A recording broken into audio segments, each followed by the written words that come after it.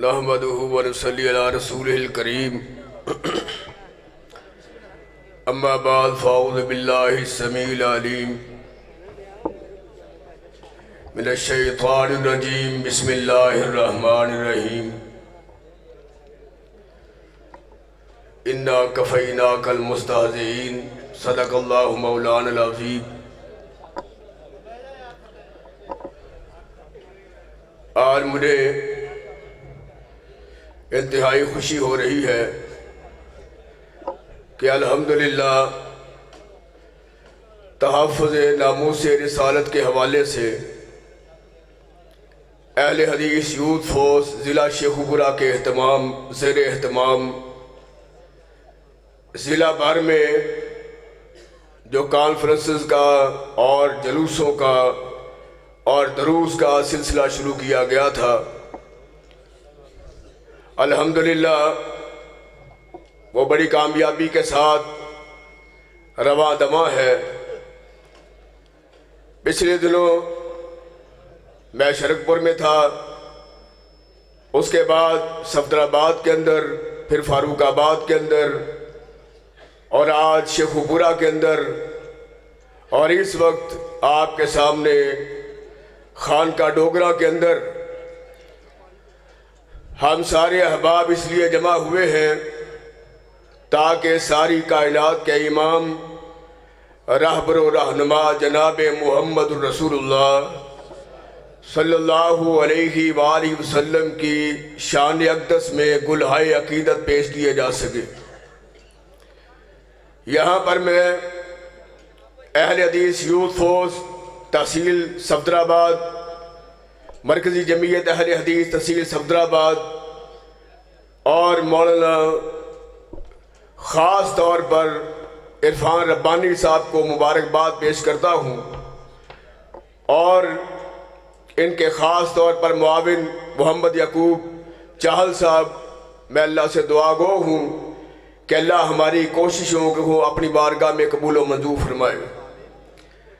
احباب یہ بات جانتے ہیں کہ اس وقت سارے پاکستان کے اندر رحمت کائنات صلی اللہ علیہ وآلہ وسلم کی شان کے حوالے سے جلسوں کا انعقاد کیا جا رہا ہے، اور اس کی ضرورت کیوں پیش آئی اور وہ کیا سبب تھا جس کی وجہ سے آج ہم احتجاج کی حالت میں ہیں اور ہم دنیا کے سامنے یہ مطالبہ کرتے ہیں کہ ساری کائنات کے لوگوں کے احترام کو ایک طرف کر دیا جائے، ساری کائنات کی محبتوں کو ایک طرف کر دیا جائے، ساری کائنات کے احترام مل کر، ساری کائنات کی محبتیں مل کر، ساری کائنات کا ایثار مل کر، ساری کائنات کی شفقتیں مل کر محمد مصطفیٰ کی محبت کا مقابلہ نہیں کر سکتی ہیں۔ وہ کائنات کا امام کہ جب دنیا گناہوں میں لتھڑی ہوئی تھی، جب ہر طرف گناہ کا شور و غوغا تھا، جب ہر طرف گمراہیاں تھیں، جب ہر طرف شرک کا دورہ تھا، جب ہر طرف بدکاری تھی، شراب نوشی تھی، جوا تھا، سود خوری تھی، گناہ کا بازار گرم تھا، تو ایسے دور میں رحمت کائنات صلی اللہ علیہ وآلہ وسلم نے اتر کر ہرا سے سوئے قوم آیا، وہ ایک نسخہ کیمیا ساتھ لایا۔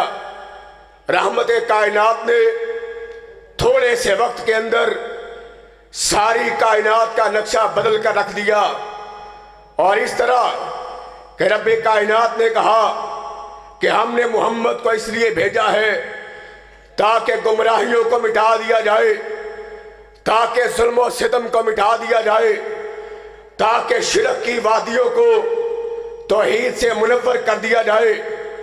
اور پھر 23 سال کے عرصے کے اندر امام کائنات نے وہ نقشہ پیش کیا کہ رحمت کائنات کے ماننے والوں نے ساری کائنات کے اندر اللہ کی توحید کے علم کو پھیلا دیا، اور کہنے والے نے کہا دشت و دشت دریا بھی نہ چھوڑے ہم نے، بحر ظلمات میں دوڑا دیے گھوڑے ہم نے۔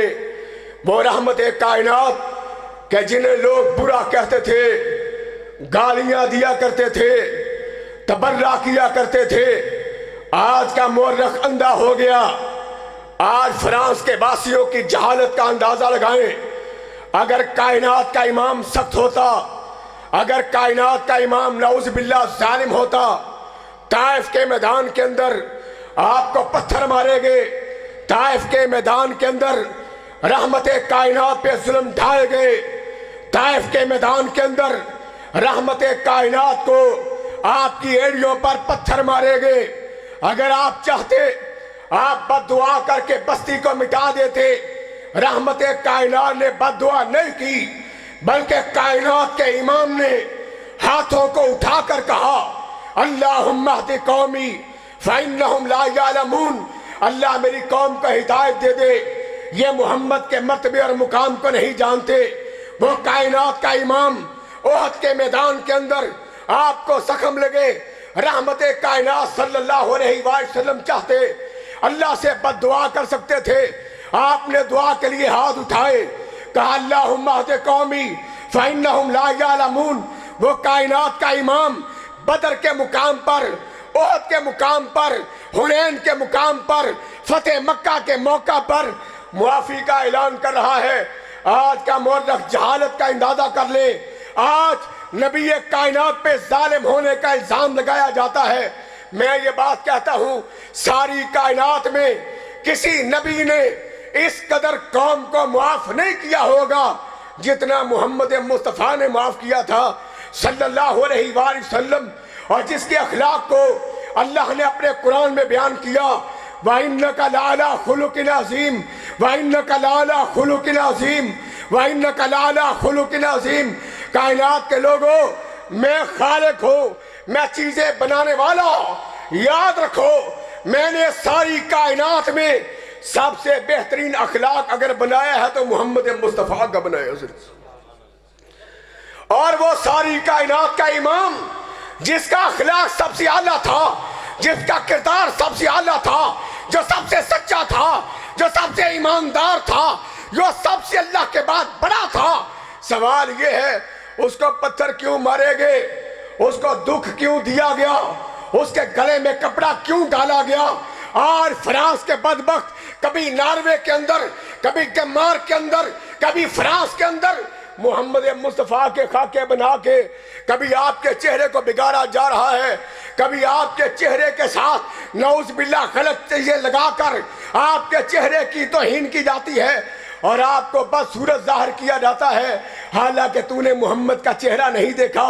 جنہوں نے دیکھا تھا انہوں نے کہا یا صاحب الجمال و یا سید البشر من وجہک المنیری لقد نور القمر۔ کائنات کے اندر رحمت کائنات سے زیادہ خوبصورت ہم نے کوئی نہیں دیکھا۔ اور جابر نے چاندنی رات میں محمد مصطفیٰ کے چہروں کو دیکھ کر کہا وَأَحْسَنَ، اور جابر نے رحمت کائنات کے چہرے کو دیکھ کر کہا وَأَحْسَنَ مِنْكَ لَمْ تَرَ قَطُّ عَيْنِي وَأَجْمَلَ مِنْكَ لَمْ تَلِدِ النِّسَاءُ خُلِقْتَ مُبَرَّئًا مِنْ كُلِّ عَيْبٍ كَأَنَّكَ قَدْ خُلِقْتَ كَمَا تَشَاءُ۔ حسان کے شعر ہیں، لیکن یاد رکھو یہ صفات محمد مصطفیٰ کے اندر موجود ہیں۔ جابر چہرہ دیکھ کے کہتے ہیں میں نے چاند کا چہرہ دیکھا، چاند کے چہرے کے اندر داغ تھا، میں نے محمد کا چہرہ دیکھا، محمد کا چہرہ صاف تھا، اور محمد کے چہرے کو دیکھنے والے اس کو چاند سے خوبصورت کہتے ہیں۔ آج فرانس کے ماننے والے، فرانس کا وزیر اعظم آج بدبخت محمد کے چہرے کو بگاڑتا ہے۔ میں پڑھ رہا تھا کتاب کے اندر کہ آخر کیا وجہ بن گئی کہ آج ساری کائنات کے امام کو، دنیا یتیم کو، صادق اور امین کو دنیا کے اندر، آخرت کے اندر، قبر کے اندر، حشر کے اندر ساری کائنات میں سب سے زیادہ مقام اللہ نے محمد مصطفیٰ کو دیا۔ اور کیوں توہین کرتے ہیں محمد؟ اور ظالموں کیوں محمد کی توہین کرتے ہو؟ کیوں خاکے بناتے ہو؟ کیوں نبی کے نام کو الٹا کرتے ہو؟ کیوں توہین کرتے ہو؟ میں پڑھ رہا تھا بنیادی سبب یہ ہے، ہمیں نہیں پتا انہیں پتا ہے. ہماری غفلت کا حال دیکھ لو، ہمیں نہیں پتا، کافروں کو اس بات کا پتا ہے. میں پڑھ رہا تھا کہ یورپ کے اندر آج اس وقت جدید دور کے اندر 4% سے زیادہ، کتنے فیصد سے زیادہ؟ 4% سے زیادہ سالانہ کے حساب سے لوگ مسلمان ہو رہے ہیں اور نام محمد رکھ رہے ہیں. نام محمد رکھتے ہیں صلی اللہ علیہ وسلم. 4% سے زیادہ مسلمان ہو رہے ہیں. انہوں نے کہا کہ اگر اسی ریشوں سے بڑھتے رہے 2050 کے اندر آدھی سے زیادہ دنیا محمد کی غلام بن جائے گی اور بن جائے گی اور بنے گی نا انشاءاللہ، اور بنے گی نا. میرے آقا صلی اللہ علیہ وسلم ہائے آپ ہجرت کر رہے تھے کہ غلام نے کہا، اس نے کہا امان لکھ دو محمد صلی اللہ علیہ وسلم. آپ نے چمڑے پہ آپ نے فرمایا جا محمد تجھے امان دیتا ہے صلی اللہ علیہ وسلم. اس نے سوچا گھر چھوڑ کے جا رہے ہیں اور محمد امان دے رہے ہیں صلی اللہ علیہ وسلم. پتا تھا ایک وقت آئے گا جب کائنات میں محمد کا نظام نافذ ہو جائے گا صلی اللہ علیہ وسلم. خندق کھود رہے، کدال مار رہے، فرمایا یمن فتح ہو گیا، فارس فتح ہو گیا، فتح کر رہے ہیں.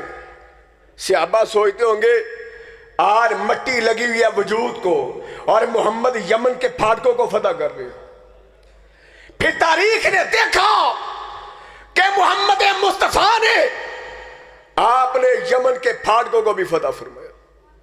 آپ نے فارس، آپ کے صحابہ نے فارس کو فتح فرمایا.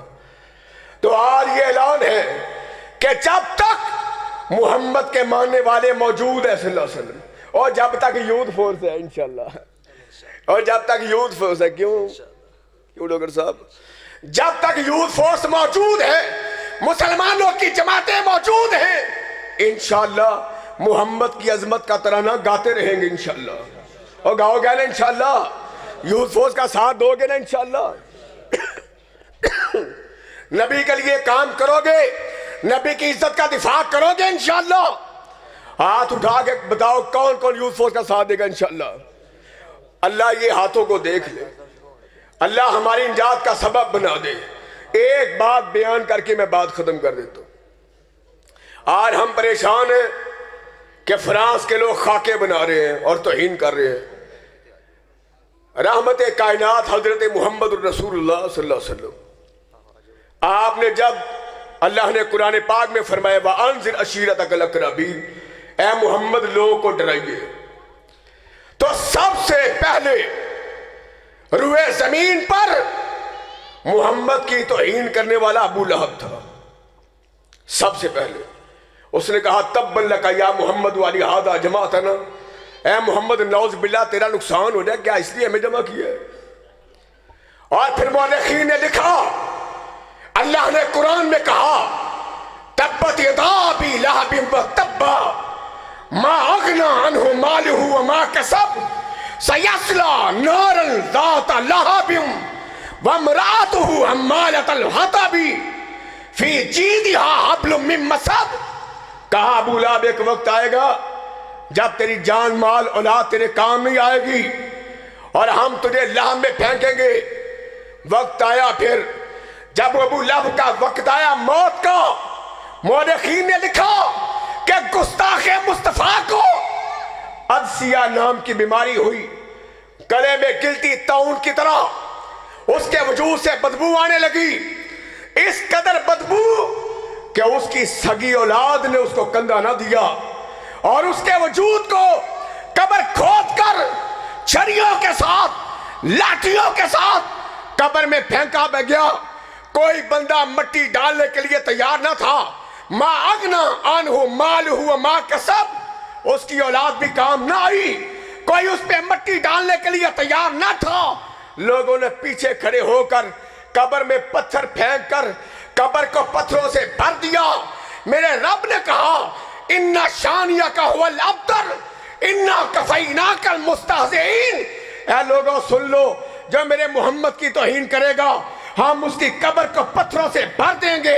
جو میری محمد کی توہین کرے گا ہم اس کو ذلیل کر دیں گے، ہم اسے رسوا کر دیں گے. کیونکہ محمد کی عظمت کی قسم، آپ کی ذات کی حفاظت کی قسم، اللہ نے قرآن پاک میں فرمائی اِنَّا کَفَیْنَاکَ الْمُسْتَہْزِئِینَ.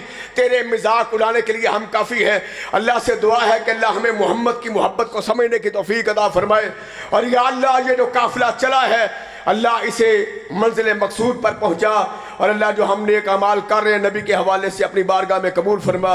اللہ ہماری کی ہوئی کوششوں کو قبول کر کے ہمیں اور زیادہ دین کا کام کرنے کی توفیق عطا فرما. میں دوبارہ عرفان ربانی صاحب کو مبارکباد پیش کرتا ہوں کہ انہیں اتنا اچھا پروگرام کیا. 15 دن سے مجھے بخار ہے اور آج مجھے علامہ شہید یاد آ رہے تھے.